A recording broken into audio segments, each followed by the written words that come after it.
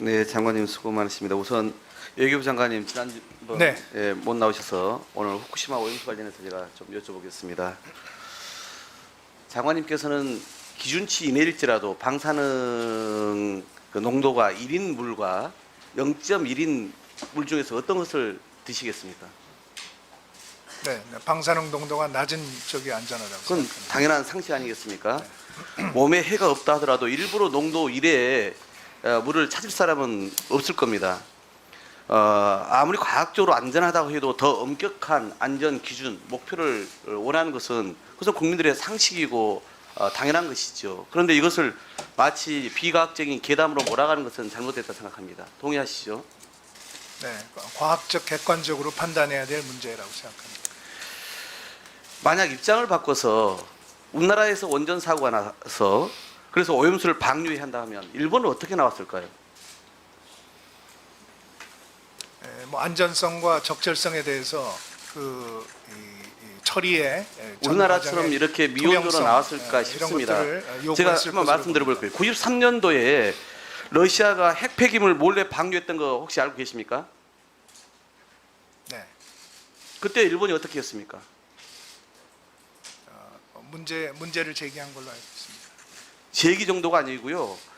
당시에 러시아도 똑같이 IAEA 기준 이하다 이렇게 주장하면서 방류를 했던 거예요. 그런데 일본이 소련 대통령을 일본으로 불러서 핵 폐기물 해양 투기 금지 협약을 체결하고 주변국들하고 다자간 협의를 통해서 국제사회 공조까지 이끌어냅니다.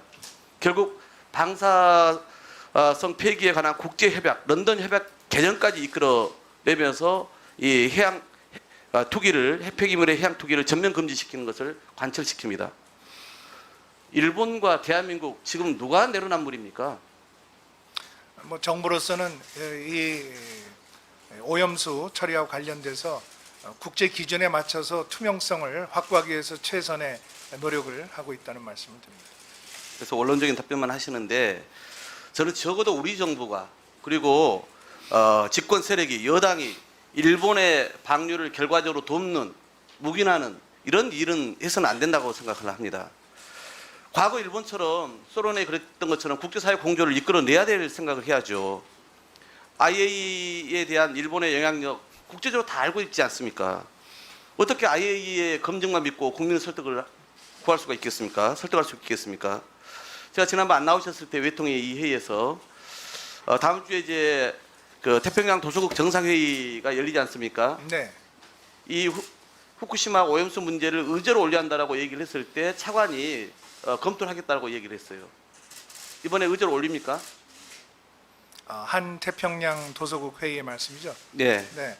아시다시피 태평양 도서국은 이미 오염수 문제에 대해서 입장을 그건 발표한 알고 바가 있고요. 있고 네. 저희들이 그 회의를 통해서 이 문제도 거론될 것으로 이렇게 알고 있습니다. 그러니까 우리가 의제를 올립니까? 아니면 그 도서국 회의 포럼에서 의제를 요구를 하는 겁니까? 지금 실무적으로 협의 중입니다. 당연히 이 문제 또한 우리가 이번에 더구나 주재국 아닙니까? 예, 제안을 해야 되는 거 아니겠어요? 그리고 일본이 이번에 오염수 방류되면은 자국 어민 피해에 대해서 4조 원이 넘는 배상금을 이미 준비 중이다. 이런 기사 저는 봤는데 확인해 보셨습니까? 네, 확인 중입니다. 좀 이해가 안 되는데요. 일본은 안전하다고 하면서 오염수를 방류하겠다고 하면서도 자국의 어민들 피해를 대비해요. 이것도 상당히 앞뒤가 안 맞지 않습니까? 그런데 우리 정부는 방류가 결정되면 결국 피해는 고스란히 다 입게 될 텐데 우리 정부는 그러면 어떻게 할 것입니까? 뭐 정부로서도 여러 가지 대책을 지금 강구 중이고 관련 부처들이 검토를 하고 있는 걸로 알고 있습니다. 아니 일본이 문제가 없는 오염수 방류라고 하면서도 피해 대책을 하는 너무나 그 자기 모순적인 행위를 하고 있는 것인데 이거에 대해서도 질타하고 막지는 못할 망정 결국 그렇게 또 방류로 지금 전체 흐름을 가져가고 있는 상황인데 대책 하나 강구하고 있지 않고 나중에 결국은 어민들의 피해를 정부가 다 감당해야 될 문제인데 이거 어떻게 하려고 그래요? 뭐 국민의 건강과 안전 가장 중요한 최우선 과제이기 때문에 그러한 차원에서 정부가 철저하게 준비를 하고 있습니다. 뭔 준비를 하고 계신지 모르겠는데 어민 피해에 대해서 벌써 지금 제가 여쭤봤는데 장관님 이번 시찰단 이제 내일 모레까지 아닙니까? 네. 우리 민주당이 그 확인을 요구한 7가지 항목 혹시 보셨습니까? 민주당에서 요구한 항목은 제가 보고는 받았습니다. 네. 그러면 이 7가지 기본적으로 알아야 될 우리 국민의 입장에서 또 인접국으로서 알아야 될 항목들인데 여기에 대해서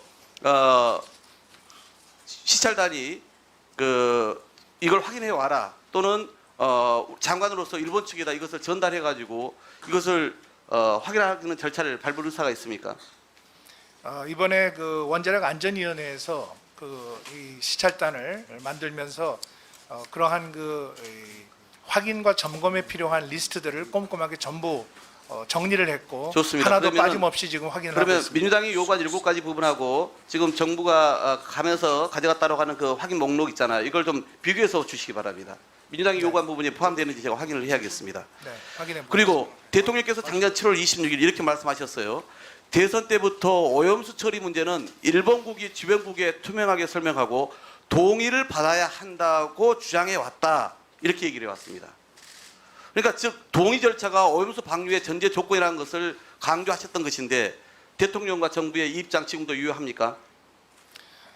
우리 정부에서 이번에 현장 시찰단도 파견했습니다마는 우리가 판단을 하고 확인하고 점검을 해서 우리의 이제 결론을 국민들에게 말씀을 드릴 겁니다. 그래서 우리 국민들의 불안과 우려가 해소되지 않는 한 이 문제는 우리가 확실하게 대처를 해야 되겠다. 아니 제가 여쭤보는 것은 동의라고 하는 표현을 쓰셨기 때문에 동의를 받아야 한다. 이렇게 대통령께서 작년 7월 26일 날 기자들 앞에서 얘기하셨단 말이에요. 이 동의를 받아야 한다라고 하는 입장 변함이 없냐는 얘기입니다. 우리 정부의 판단이 가장 중요하다고 생각합니다. IAEA의 검증도 물론 결과가 나오겠습니다만은 이번 아니 대통령께서 현장 주변국에 시찰단의 투명하게 판단을 근거로 설명하고 해서 동의를 저희들이 판단을 하도록 하겠습니다. 입장이 바뀌었으면 왜 바뀌는지에 대해서 국민들께 사과와 양해와 동의를 구해야 될 거 아닙니까? 그거 하나 없이 지금 계속 말을 후퇴하는 발언을 해 오셨어요. 자, 그러면은 이번 G7에서는 이 오염수 방류와 관련해서 협의가 있었습니까, 없었습니까? G7에서 나온 논의를 제가 전부 다 파악은 하고 있지 않습니다만은 장관의 말씀과 김태호 차장의 말씀이 서로 달라서 제가 여쭤보는 거예요. 확대 세션에서 오염수에 관한 이야기가 나왔습니다. 나왔습니까? 네, 제3 세션에서 나왔습니다. 왜 김태호 차장 그러면 오염수 관련 논의가 없었다고 얘기를 합니까? 끝으로 하나 더 여쭤볼게요. 지금 말씀하신 정상회담입니까? 아니면은 G7 회담입니까? G7 얘기하는 겁니다. G7에서 세션에서 나왔습니다. 네. 장관께서도 함께 당시 2021년도 발의했던 결의안 기억할 겁니다. 그때는 방류 결정을 처리하라. 오염수 처리 절차 투명하게 공개하라.